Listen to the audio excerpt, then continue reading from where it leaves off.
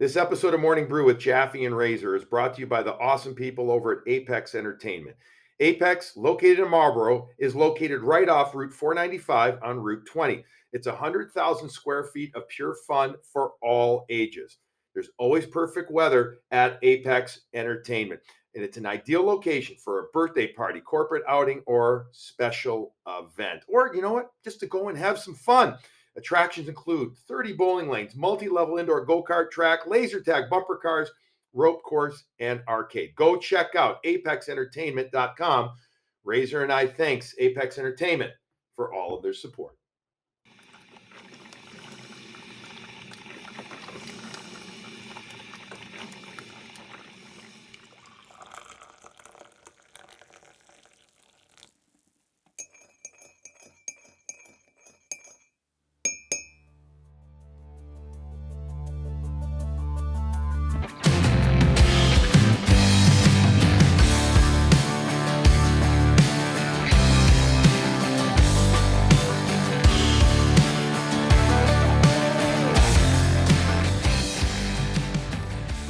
I got to admit, I don't normally get excited. Might not be the word.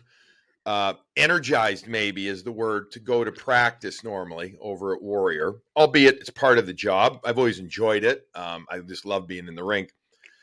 But I did get a little bit energized and a tad excited when I went to Bruins skate practice earlier today, New Year's Eve day, 11 a.m. at Warrior. And two reasons why, Razors. We welcome into Morning Brew with Jaffe and Razor, a special brew. We're going to get it going as the Bruins have not been on the ice since December 16th, playing a game. Last we saw them, they were losing to the Islanders 3-1 and had lost their previous game to Vegas. What was that, 4-1, I think? But reason, Razor, that I got interested and energized. First of all, they're coming back to play. New Year's Day and then January 2nd. Two games back-to-back matinees. But two, we saw some line changes from Bruce Cassidy. So long-winded intro as I am wont to do. Are you energized by what with the Bruins coming back and the line changes? And we will get into the line changes specifically in a moment. Certainly energized to have hockey back. There's no question about that. It's the 15 days has felt like 2 months. Really, the 16th of December feels like a different planet. And so that's exciting to get everybody back. It's exciting to know that we're going to have hockey for the next month, knowing that 13 COVID cases are off the books for the Bruins and they're back at it. And yeah, the line changes. I'm excited for it. I'm energized for it. I'm still a little bit hesitant to go all in because I want to see it go for 5 games, 4 games, 3 games, just not one period like we're used to seeing. So hopefully them doing it over a long break like this means that they're committing to it for a little while and going to run with it as long as more than just the 30 minutes that we've seen prior to Bruce Cassidy making these decisions. All right. So before we get into the specific line changes, which I'm assuming most of the listeners here of Bru know, but regardless, we'll get to them specifically. You mentioned the 13 COVID cases. We're hoping that the Bruins obviously don't have any more to come. I think that's almost a near impossibility right now. I'm not a gambler, I would say, Razor, regularly, but I would say that odds are is that 1 or 2 guys are still going to get infected by the new variant that's around. Hopefully, obviously asymptomatic. Hopefully, it also with the new CDC guidelines, it's a 5-day instead of a 10-day issue. We have practice taxi squads now. We've got a lot of stuff that I don't even really want to go into because we're looking to do just a quick 20 to 22-minute show here. But the good news is that because the Bruins have had so many players go through it, in theory, they should be okay, at least for the time being. The better news would be that everybody's vaxxed, and that also the other thing is that this Omicron variant seems to be moving through quickly and then tapering off in other places too. Let's hope that's the case. To your point, Razor, about seeing these line changes. And here are the specific line changes. Craig Smith goes with Bergeron and Marchand. Pastrnak goes with Haula in the middle and Hall on the left.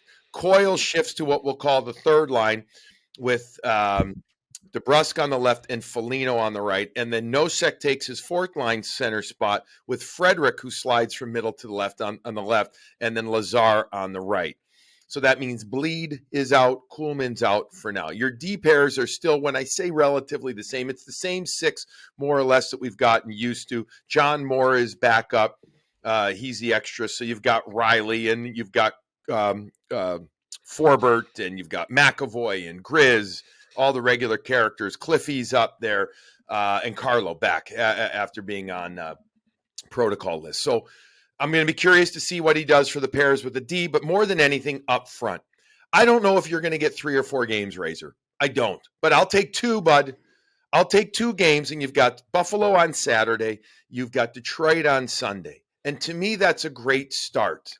It's not 4 or 5 games that we both have talked about looking to see, but 2 games against teams, not that you should be, because they've had a hard time beating Detroit. Razor, the speed of Detroit, I think, has been something. But they're good. Detroit's good. Yeah, and they're good. But I'd like to think that the players perhaps want to see this go for these, 120 minutes of action, so to speak, as well. I felt like it energized them at practice too this morning. Yeah, I'm sure it does. On top of just getting back to normal and playing and being around everybody, and yeah, that it does change your mind up a little bit. It gives you a little motivation, a little bit of jump with some new faces, some more things to talk about in practice. You're not just going through the motions and doing your normal 3-on-2. You're actually digging in, focusing a little bit. All right, where do you want to go? A little more communication. What do you want to do in this situation?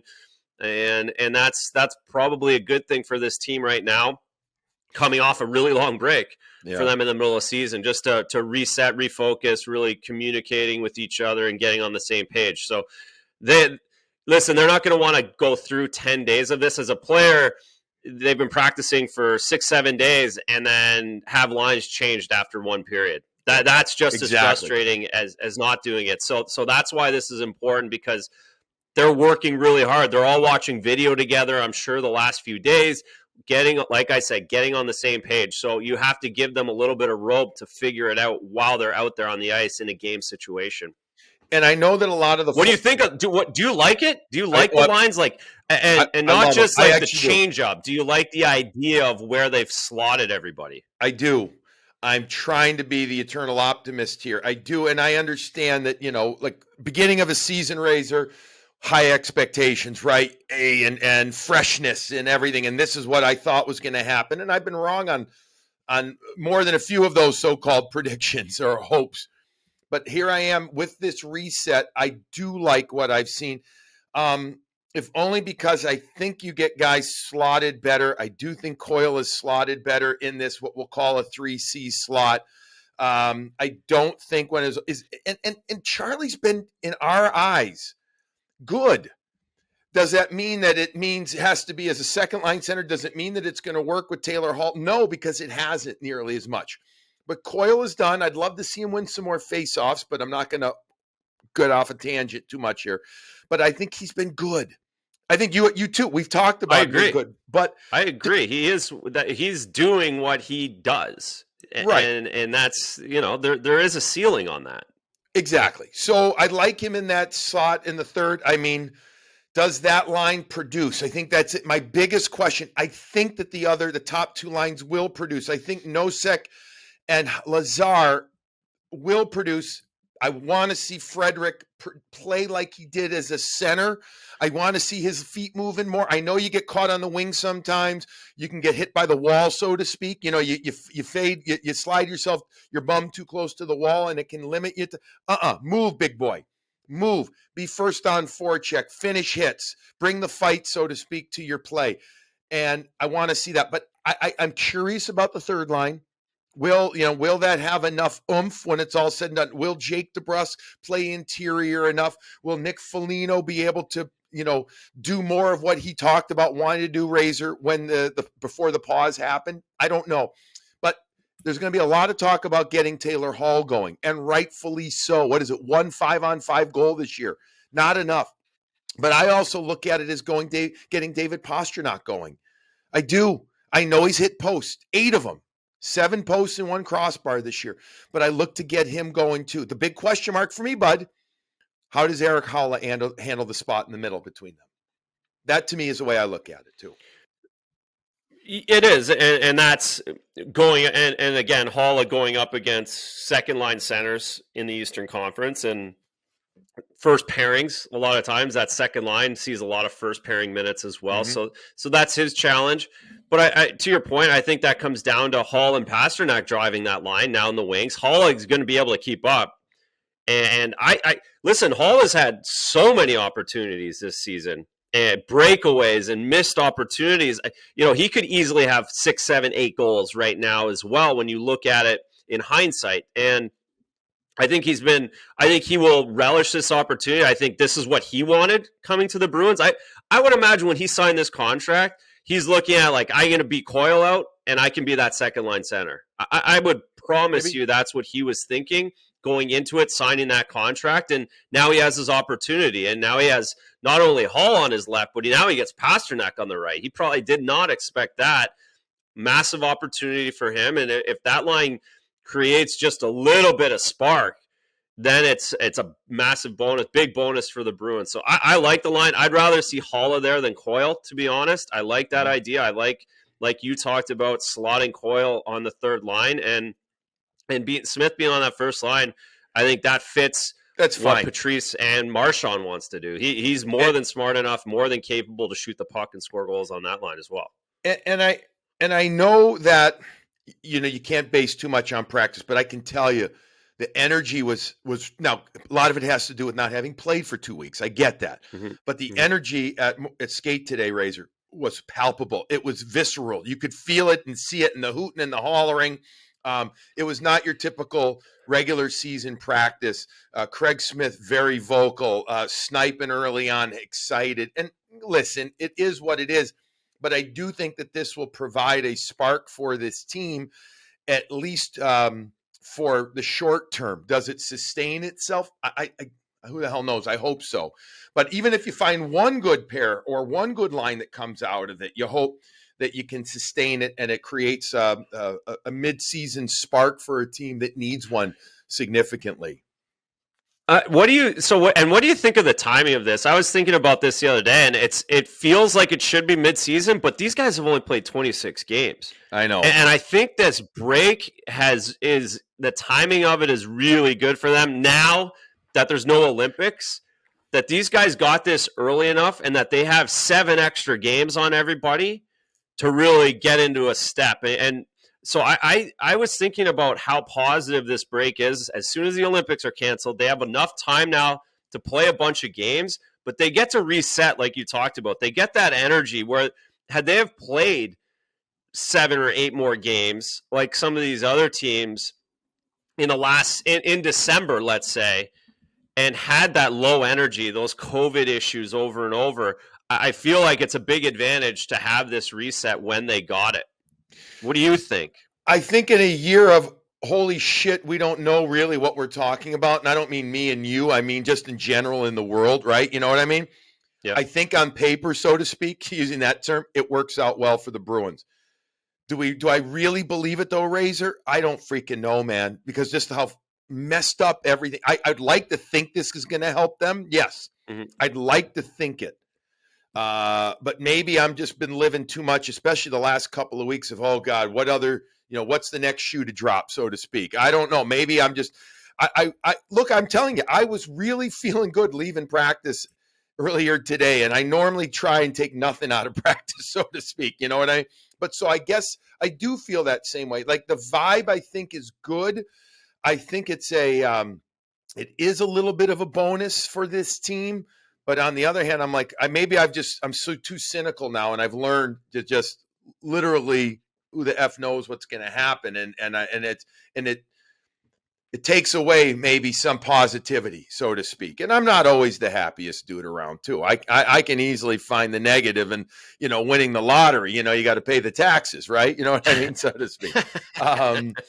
But when listen, hopefully with this team in health, and where they're at, and they've got to figure out, they got to figure out the DeBrusk thing. Don't they have to now?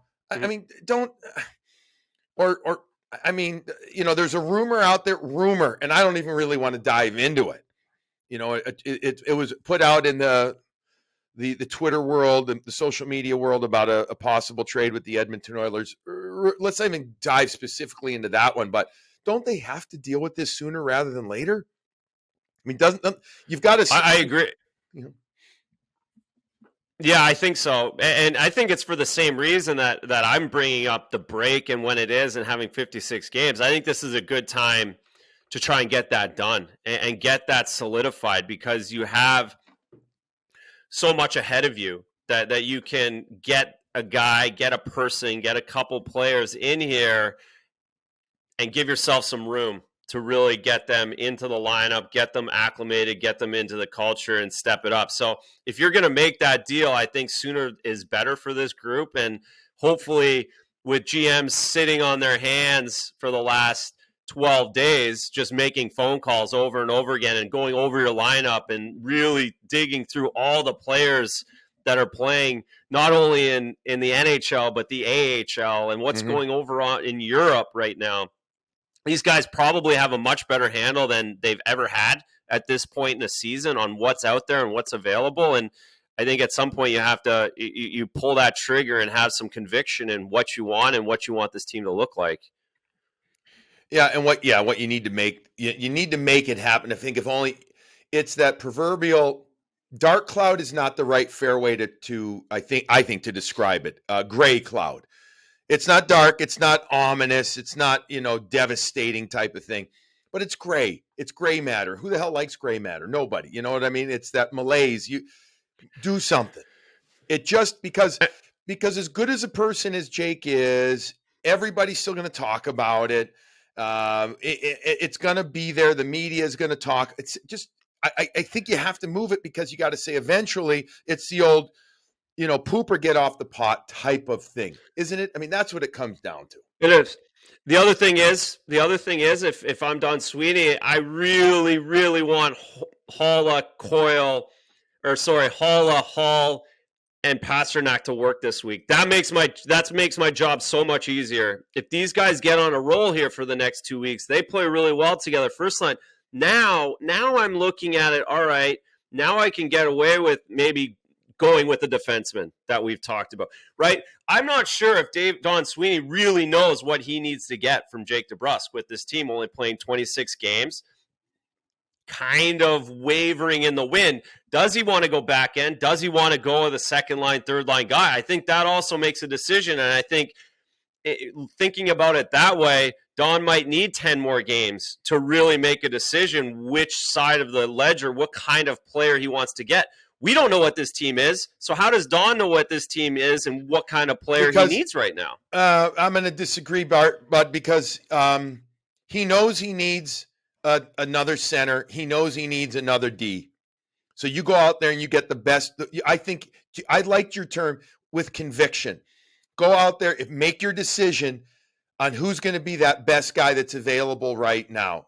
Otherwise, if you keep waiting and waiting and wait, I don't know. I understand time is on your side, so to speak, because of the pause that they've had. But I think you have to make a move. 56 games left. I know. I still think you make a move. You've known, Razor, that this guy wants out probably since summer. Oh, yeah. Probably last year.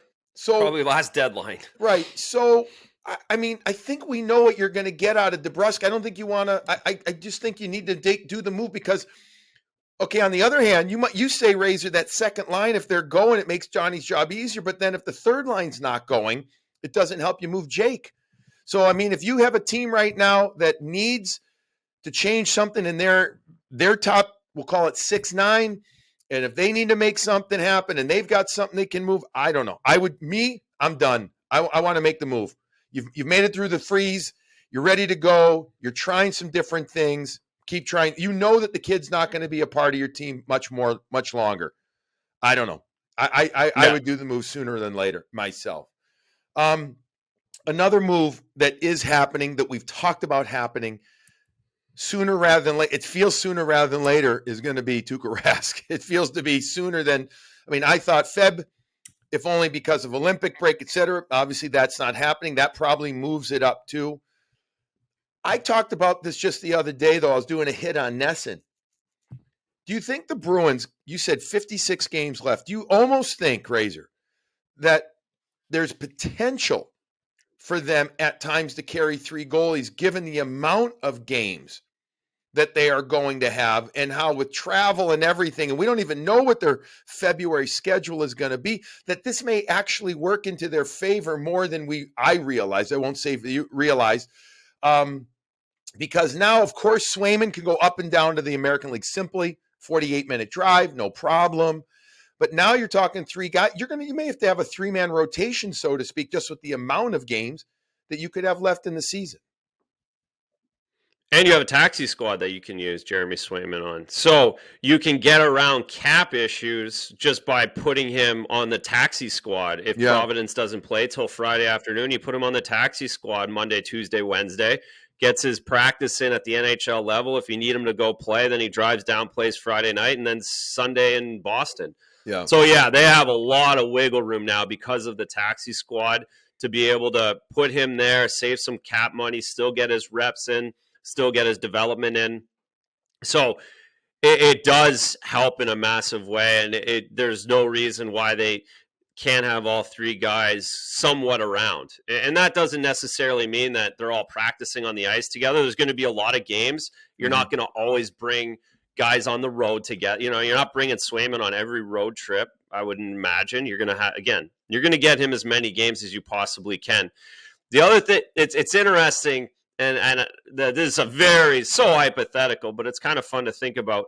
Do you think if the Bruins knew that there would only be 26 games played before Tuukka Rask could come back, would they have went out and signed someone else?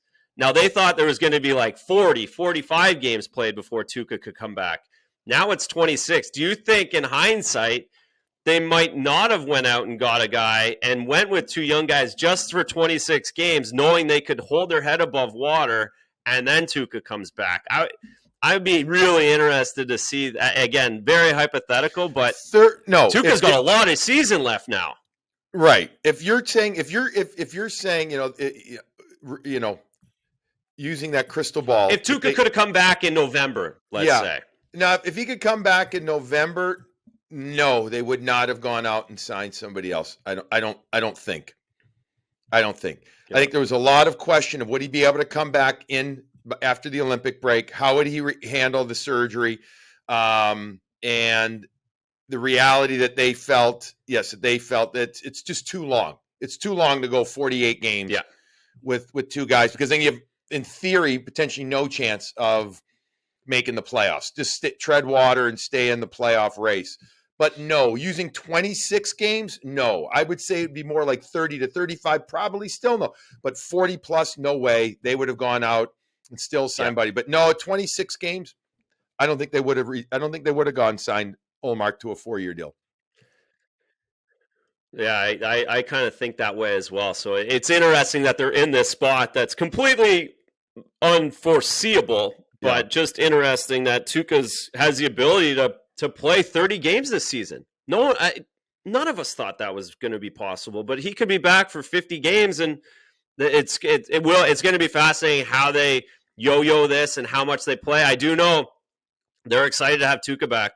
They're excited to be able to roll him over the boards and know exactly what they're going to get. They really are. They've got to be excited for that. I can't imagine, as good as Ullmark and Swayman have been so far handling it publicly, I can't imagine it's going to be, all peaches when down the road. I'm not saying anything bad is going to, but I can't imagine it's going to be simple, Razor, because athletes they want to play. They want to be part of it. Swain, the easy thing will be to move him to the American League or the taxi squad, which does significantly help them. There's no question it does. But how do they keep all three involved in a way that satiates that burning desire that NHL players have? That, to me, will end up being the big question. Exactly, no question. And I think everyone, you have to recognize too, like Jeremy Swayman still recognizes and still has the feeling that he's not really an NHLer. You have that as a young goaltender, and you're still fighting tooth and nail. You're still on a two-way contract. So he's been in this position knowing that he could go to the minors since he's been here. Yeah. You're fighting every day as that young goaltender. So it isn't the end of the world for having him go down there and play. It really, it's not going to. Carey Price went down when he was 23. There's guys that have gone back and forth. Roberto Luongo went down and played games down in the minors until he was 22, 23 years old. And I've been in that. I was in that boat too. I played 12 years. I was up and down even in my third, fourth year pro. That's when I was still bouncing and still trying to make it. And you recognize it and you understand it, and you have to go play games wherever they tell you to go play. So it really is it's not the end of the world for Jeremy Swayman to play games in the AHL this year. It really isn't. Couldn't agree more. It's fine. But it's totally fine. And you've been saying this forever, since this whole Tuukka thing became reality, possibility even. However, it's still, how do you communicate it, manage it? That's all I'm saying. That's right. That's right. Sending him there is the right thing. It's the easiest thing too, but it's the right thing. However, you still have to manage it. It's, the best coaches, management in any business, it's how you communicate it. And it's not always going to be perfect, but just keep communicating, and I think it'll be all right. Real quick, let's wrap it up with this. I know, and you've had time now to digest it, a week or so. The NHLers not going to the Olympics, right or wrong thing. I'm going to start. Absolutely still the right thing.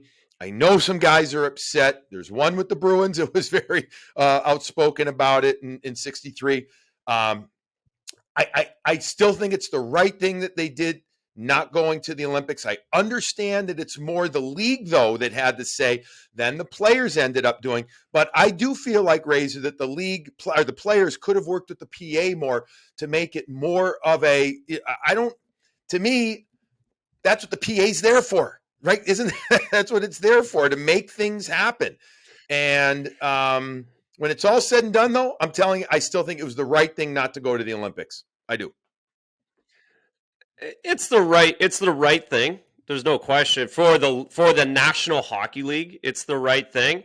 I mean, we could do 4 shows on players and NHLPA and NHL and where trust lies with each of those organizations and where guys think discussions are had. I mean, I went through a lockout in 2004, and you talk about back room conversations in the PA. I mean, it was not good. So, I talked about we talked about this. I told you guys were pissed. Guys are not happy they're not going to the Olympics. They feel it was taken away. They feel like the league duped them a little bit. They don't trust how it was brought down, and that's probably just as much the PA as it is the NHL.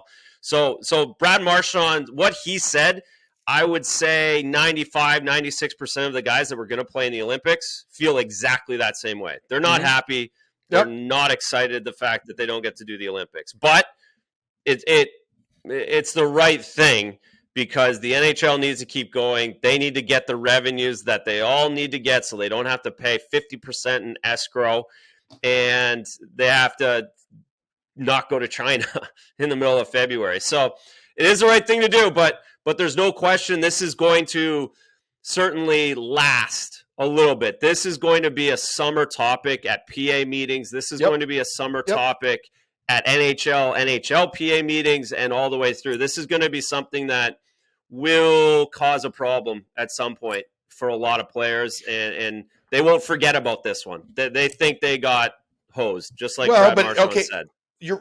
I get it. And I understand their disappointment. I respect the heck out of that. I understand they want to do best on best. I've never been a big time supporter of the NHLers at the Olympics. And I think there should just be a big time World Cup every 2 years for sure. 4 years. 4 years for sure. I would take it every 2 years. The other solution, I know people have talked about this, hockey in the summer. Fine. Do it. Do it at Summer Olympics. Do it. I'm going to try and take the other road traveled here. Yes, they might be pissed off. But this is a perfect opportunity not to create a problem, but to create huge dialogue to say, all right, this is never going to happen again. How do we ensure that? How do we get best on best to where it benefits us as players, satisfies us as players, makes money for the league, benefits us, gives us the experience that we're all searching for? This is what they've got to come up with. Use this as that catapult to figure it the heck out. I get the players are pissed off. I understand that. However, it would have been a freaking catastrophe, I think, if they went to the Olympics this year. It could have been. So the issue is, and I know we want to go, but what you just said, have the league make more money. And that's I hear that, and as a player, I'm like, forget that. I go to the Olympics, I make more money. I personally make more money. Forget about the league. Forget about everybody else. I make more money because you know what? I get to sign autographs of me winning a gold medal for the rest of my life at $20,000 a shot at a memorabilia show. So that's why players are pissed, because all they hear is, oh, we're going to make the league more money. Well, what about us making money for ourselves? And so it's funny because even still, I heard you say that, and right away I think I get my back up. Like, why is the league making more money? I think more money personally. I think of if the league's making more money and the players make less escrow payments, that the players make more money too. Yeah. But the Olympic guys are now subsidizing everybody else in the league. They don't get nearly as big of a cut with a World Cup because it gets separated between 700 people rather than just the 60 guys that are going over there. Well, by the way, I'm also not saying don't go to the Olympics. I'm saying do the summer idea too. Figure out a way how you can do it. Take this opportunity to figure out a way to make something work. And I understand, totally get this, that the players are pissed off because they feel the league duped them a bit. But yet, it was in the agreement with the PA. Just so you know this, right, Ray? You know it. If the schedule was materially altered, that this could be a trigger for this scenario, and it was. And look, I know that Bettman is looked upon as kind of being the Smithers at times, sitting there, twiddling his fingers and stuff. I get it. And at times it's not appealing. I get that too. I don't disagree. I also look at it and say, holy shit, there's been a lot of good stuff that's happened in the last 10, 15, 20 years that has grown for the league. So nothing is perfect. A give and take has to happen. But what I would love in my utopian scenario here is to figure out a way. So if you want to make the Olympics work, it's going to, as far as I'm concerned, it has to be summer. It has to be. It has to be summer. That's the only way you guarantee it happening, Razor. And the world, by the way, it makes it tough. Yeah. These guys that are all Olympians play as many games. I've got kids on my team that play as many games in the summer as they do now during the winter. My point is, everybody's used to summer hockey too. I actually think ratings will be fine, if not even better, in summer, because you're going to have more Summer Olympic people that say, holy shit, let me see what this hockey thing's about and try it out. And you know what? During the winter or during the summer, I'm up all hours of the night. So if they're playing in China and the games are live at 1 a.m., boom, I'm going to watch as well. So that's my rant. No, I don't mind it. I don't think the players would mind it either. It's fine. Middle of the summer, family gets to go on vacation. Most of the summer places are really nice places to go. You're in South Africa or you're in Paris or Los Angeles, and the whole crew gets to go. That's fun. So I think it'd be fine. Basketball, I know basketball is considered a summer sport because you play it outside normally, right? Bullshit. You play hockey outside normally too. No, they did it because they didn't want to screw up the NBA season. Right. That's why they put it in the summer. Right. That's my point. Yeah. So now, for sure. Bring it in for crying out loud. Just bring it in. Go play. And people are going to say, well, some of these venues, these places where they do summer hockey or they do summer Olympics don't have rinks. Do it. They spend billions of dollars on Olympics. Right. Build facilities. rinks. They could easily put a rink in. You only need one rink because you don't need figure skating and everything else. You put one rink in and play all the games there. Right. Last thing about it, though, and then we're going to wrap it up. I guarantee you many of the Winter Olympiads, which do not generate bids as high as Summer Olympiads, are going to completely bitch. So that there won't be hockey there for revenue. However, maybe there's some way. That's the big draw. Right. That's the big draw. That and figure skating. So it's always money, Billy. It's always money. It always comes down to it. I know. All right, speaking of money, this is money. We get it in, a special brew here. We went about 12 minutes more than I said would. RC is probably like, geez, guys, shut up. But anyways, it's been too long. I hope everybody had a very wonderful as possible holiday season, especially a Merry Christmas. We talked Hanukkah earlier. That was like a month ago now, like it was. Christmas last week. I hope everybody was able to enjoy it as healthy and as safely as possible. Razor and I are going to be back with our next brew after Sunday's game. So the Bruins have games Saturday and Sunday, New Year's Day and January 2nd, both 1:00 games. Buffalo Saturday, Detroit Sunday. Razor and I will get together to talk about, break it down, especially all the lineup changes that we saw from practice on Friday. And we'll break those two games down, and then we'll fill you in on the upcoming Morning Brew shows. Everybody have a wonderful New Year's Eve. Again, wherever you are, enjoy it. Be safe, be smart, be healthy. To RC, the man behind the screen, to Razor in front of it, buddy, have a wonderful time tonight. I'm making chicken wings for the kids. It's very exciting.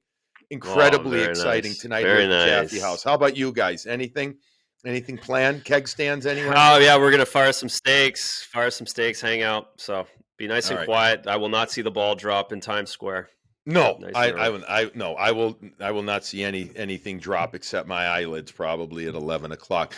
Be wonderful. That's going to wrap up Morning Brew with Jaffe and Razor. Again, thank you to Apex Entertainment for providing a partnership for this show. Razor and I'll be back in just a couple of days. Everybody, happy, healthy New Year. And really, especially if you had a few too many to drink of that other beverage on New Year's Eve, enjoy your coffee